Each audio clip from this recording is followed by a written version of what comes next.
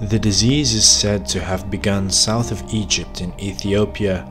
Thence it descended into Egypt and Libya, and after spreading over the greater part of the Persian Empire, suddenly fell upon Athens. It first attacked the inhabitants of the Pyres, and it was supposed that the Peloponnesians had poisoned the cisterns, no conduits having as yet been made there. It afterwards reached the upper city, and then the mortality became far greater. As to its probable origin or the causes which might or could have produced such a disturbance of nature, every man, whether a physician or not, will give his own opinion. But I shall describe its actual course and the symptoms by which anyone who knows them beforehand may recognize the disorder should it ever reappear, for I was myself attacked and witnessed the sufferings of others. This season was admitted to have been remarkably free from ordinary sickness, and if anybody was already ill of any other disease, it was absorbed in this. Many who were in perfect health, all in a moment, and without any apparent reason, were seized with violent heats in the head, and with redness and inflammation of the eyes. Internally, the throat and the tongue were quickly suffused with blood, and the breath became unnatural and fetid. There followed sneezing and hoarseness. In a short time, the disorder, accompanied by a violent cough, reached the chest. Then, fastening lower down, it would move to the stomach and bring on all the vomits of bile to which physicians have ever given names, and they were very distressing. An ineffectual retching producing violent convulsions attacked most of the sufferers.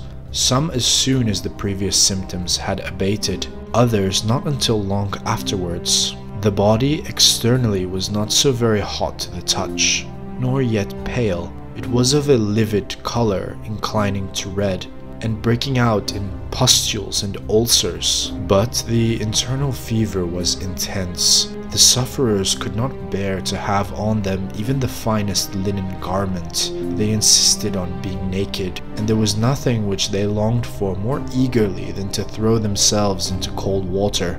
And many of those who had no one to look after them actually plunged into the cisterns, for they were tormented by unceasing thirst, which was not in the least prevented whether they drank little or much. They could not sleep. A restlessness which was intolerable never left them. While the disease was at its height, the body, instead of wasting away, held out amid these sufferings in a marvelous manner, and either they died on the 7th or 9th day, not of weakness, for their strength was not exhausted, but of internal fever, which was not the end of most, or, if they survived, then the disease descended into the bowels, and there produced violent ulceration. Severe diarrhea at the same time set in, and at a later stage caused exhaustion, which finally, with few exceptions, carried them off. For the disorder which had originally settled in the head passed gradually through the whole body, and if a person got over the worst, would often seize the extremities and leave its mark, attacking the privy parts and the fingers and the toes, and some escaped with the loss of these, some with the loss of their eyes. Some again had no sooner recovered than they were seized with the forgetfulness of all things, and knew neither themselves nor their friends. The general character of the disease no words can describe, and the fury with which it fastened upon each sufferer was too much for human nature to endure. There was no circumstance in particular which distinguished it from ordinary diseases. The birds and animals which feed on human flesh, although so many bodies were lying unburied, either never came near them or died if they touched them. This was proved by a remarkable disappearance of the birds of prey, which were not to be seen either about the bodies or anywhere else, while in the case of the dogs the result was even more obvious, because they live with man. Such was the general nature of the disease. I omit many strange peculiarities which characterized individual cases. None of the ordinary sicknesses attacked anyone while it lasted, or if they did, they ended in the plague. Some of the sufferers died from want of care, others equally who were receiving the greatest attention. No single remedy could be deemed a specific, for that which did good to one man did harm to another. No constitution was of itself strong enough to resist or weak enough to escape the attacks. The disease carried off all alike and defied every mode of treatment. Most appalling was the despondency which seized upon anyone who felt himself sickening,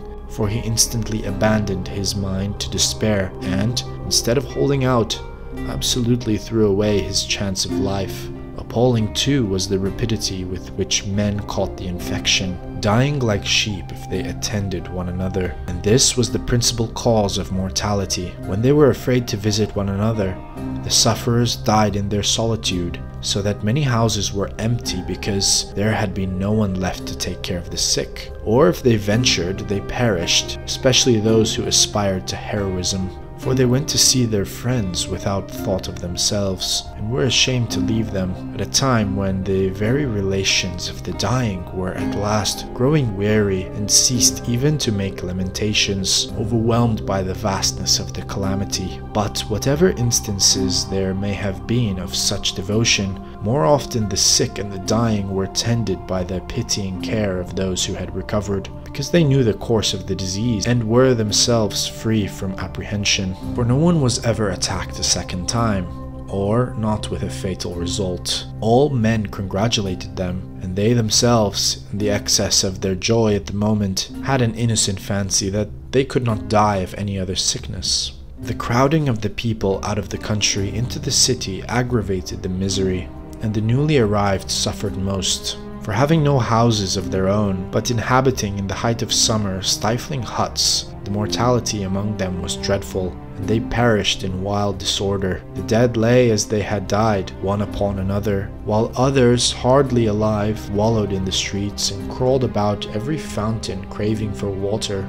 The temples in which they lodged were full of the corpses of those who died in them, for the violence of the calamity was such that men, not knowing where to turn, grew reckless of all law, human and divine. The customs which had been observed at funerals were universally violated, and they buried their dead each one as best they could, many having no proper appliances, because the deaths in their household had been so numerous already, lost all shame in the burial of the dead.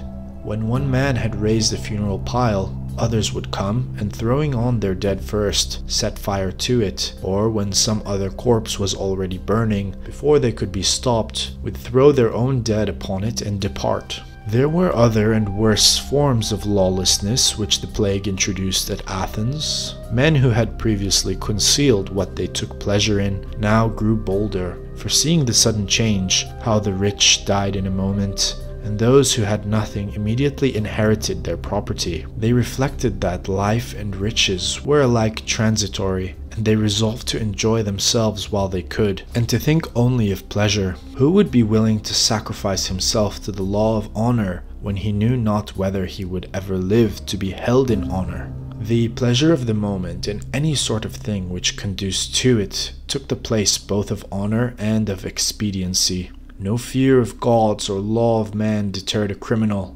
Those who saw all perishing alike thought that the worship or neglect of the gods made no difference. For offenses against human law, no punishment was to be feared. No one would live long enough to be called to account. Already a far heavier sentence had been passed and was hanging over a man's head. Before that fell, why should he not take a little pleasure? Such was the grievous calamity which now afflicted the Athenians. Within the walls their people were dying, and without, their country was being ravaged. The disease certainly did set in immediately after the invasion of the Peloponnesians, and did not spread into Peloponnesos in any degree worth speaking of, while Athens felt its ravages most severely, and next to Athens the places which were most populous. Such was the history of the plague.